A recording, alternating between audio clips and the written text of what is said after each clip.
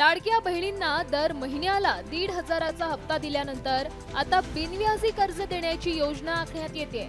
या योजनेचा लाभ घेणाऱ्या महिलांना चक्क 0% व्याज दरानं 1,00,000 रुपयांपर्यंतचं कर्ज उपलब्ध करून देण्यात येणार आहे। यासाठी मुंबई बँक प्रयत्न करणार असल्याचं मुंबई बँकेचे अध्यक्ष प्रवीण दरेकर यांनी सांगितलंय। ज्या लाडक्या बहिणींना 1,500 रुपये मिळतात, ज्यांचं अकाउंट मुंबई बँकेमध्ये आहे, त्यांच्याकरिता उद्योग व्यवसाय जर त्या करायला पुढे येत असतील तर 1,00,000पर्यंत त्या ठिकाणी त्यांना कुठलंही तारण न घेता तात्काळ कर्ज देण्याची योजना आहे। मुख्यमंत्र्यांच्या उपस्थितीत 4ही महामंडळांचे संचालक आणि संबंधित खात्याच्या सचिवांची बैठक झाली।